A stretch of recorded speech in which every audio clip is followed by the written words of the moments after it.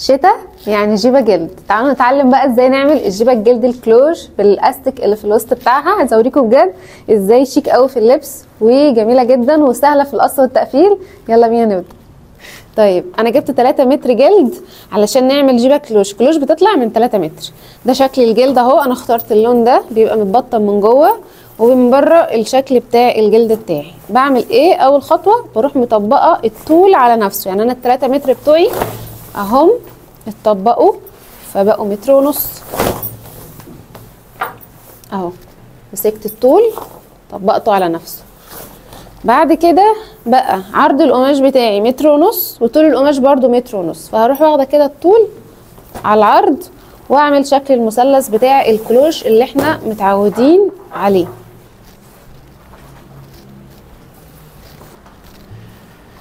دي كده تطبيقة الكلوش. نبدأ بقى نشتغل عليها. انا عايزة احط في الوسط بتاعي استك، فهبدأ اخد دوران الهيب بتاعنا اللي هي الجناب. يعني همسك المزورة كده ونلفها على اعلى بروز ورا واعلى جناب عندي واخد الدوران بتاعي.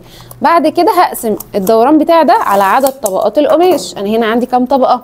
طبقتين من فوق وطبقتين من تحت. يعني انا عندي 4 طبقات. فانا عندي الدوران 100 ربعه 25. فهمسك المزورة كده وهوقفها بحيث ان ال25 بتاعتي تبدأ من طرف القماش من هنا وتنتهي عند طرف قماش الجنب التاني.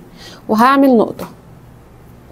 بعد ما اعمل النقطة دي اقف فوق في الزاوية، اثبت المزورة وانزلها عند النقطة دي، اشوفها جات عند رقم كام في المزورة. يعني هنا جايلي عند 36. امسك 36 دي والف بيها لفة كاملة وانا مثبتة المزورة فوق. بالشكل ده انا عملت خلاص ربع دوران الوسط اللي انا هحط فيه استك. بعد كده هبدا اخد طول الجيبه بتاعي. طيب هنزل بقى بطول الجيبه بتاعتي. انا طول الجيبه عندي 95 فهقف عند الوسط كده وننزل بال95 بتوعنا ونعمل برضو نقطه اهو. 95 هنا هعمل نقطه وهروح مثبته المزوره بتاعتي تاني فوق في الزاويه فوق هنا كده. طبعا لو مش معاكي حد يثبت، ثبتي المزوره نفسها بدبوس هنا في القماش. وهنزل اشوف الرقم او العلامه بتاعتي جايه عند رقم كام وهلف بيها كده.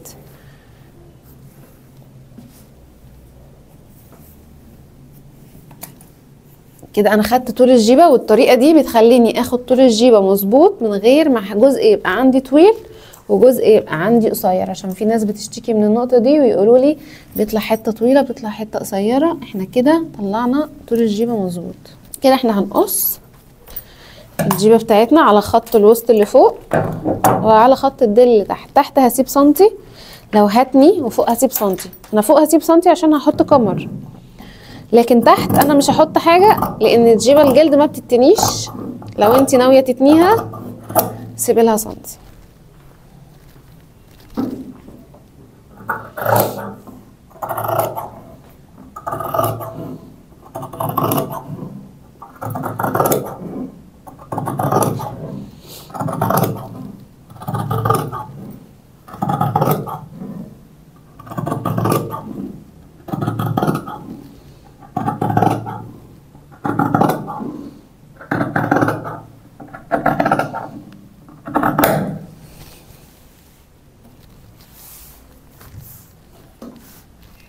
طيب هاخد بقى هعمل الكمر. طبقت كده جزء من البقى من الجلد فهاخد نص دوران الهب او نص دوران الجناب بتاعتي اللي هي كانت 50 وهسيب بعديها 2 سنتي عشان الخياطه. هبدا اخد عرض بقى الكمر باخده بناء على عرض الاستك اللي انا هشتغل عليه. يعني انا دلوقتي هحط استك عريض فهجيب الاستك بالشكل ده وهنحطه كده وانا تانية القماش واسيب تحتيه السنتي بتاع الخياطه كده. كده انا خدت عرض مناسب للاستك اللي هحطه في الجيبه.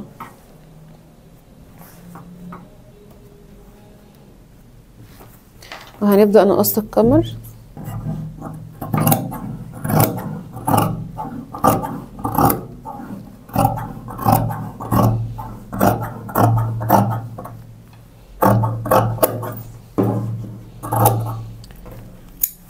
طيب كده قصينا الكمر بتاعنا. عايزين نقص بقى الاستك. هنشوف ازاي هنقدر قيمه الاستك بتاعنا.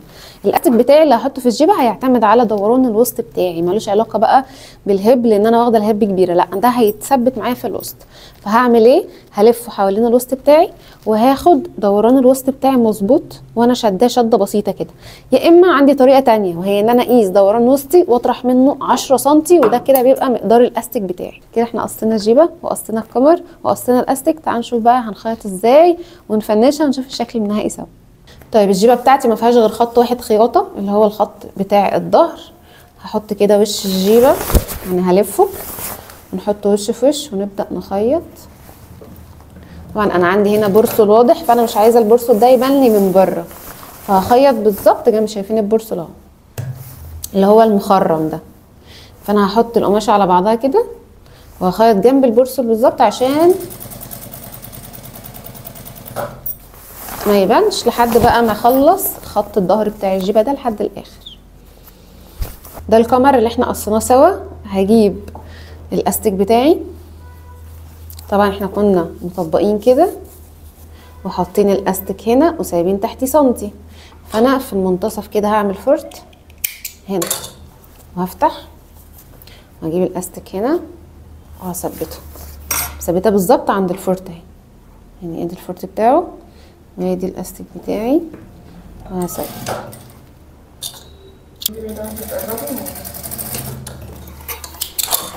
ماشي. طيب وهاجي الجنب التاني هعمل نفس الكلام، هطبق الكمر على نفسه، اعمل فرت في المنتصف كده، افتح، نجيب الكمر هنا نثبته.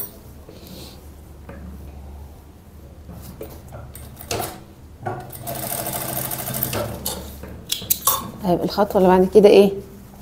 هجيب وش في وش كده، يعني وش الجلد الطرف اليمين في وش الجلد الطرف الشمال اهو، واثبته.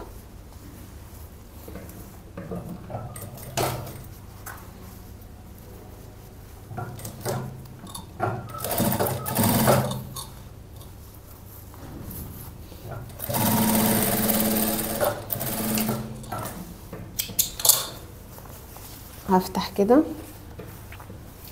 وهطبق الكمر على نفسه، هفتح الخياطة من جوه ونطبق بالشكل ده، نرجع الكمر تاني على بعضه ونبدأ نمشي الخياطة عشان اثبت طبقتين الكمر على بعض.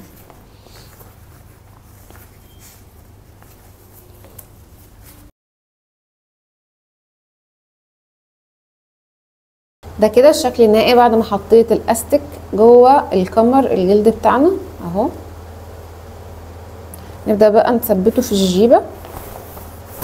الجيبة بتاعتي وفيها هنا خياطة والجنب التاني يعني هنا في خياطة في الجنب ده، الجنب اللي في وشه هعمل فيه فرت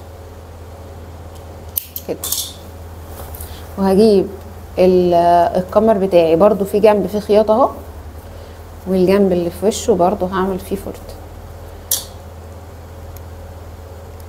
هجيب بقى الفرت ده ادخل كده الكمر جوه واحط الفرت على الفرت، السنتي على السنتي، ونثبت دبوس هنا، وهمسك العلامة بتاعت الخياطة اللي هنا هحطها علامة الخياطة اللي هنا، وبرضو هثبت دبوس.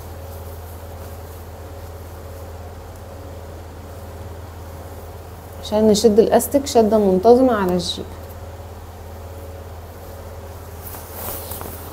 كده.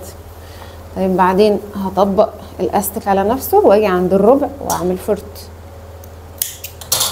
كده، وهاجي عند الجيبة برضو وهطبق العلامتين على بعض واعمل فرت. انا بعمل الخطوات دي ليه؟ علشان اخلي شدة الاستك منتظمة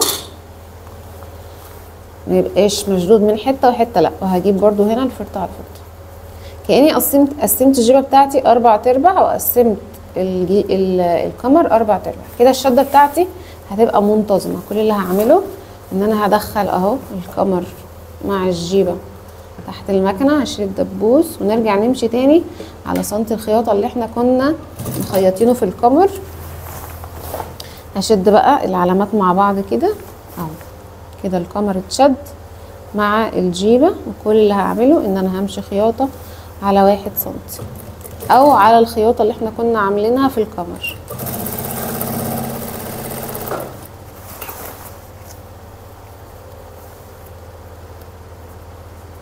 هستمر بقى بالشكل ده لحد ما اخلص القمر كله مع الجيبة.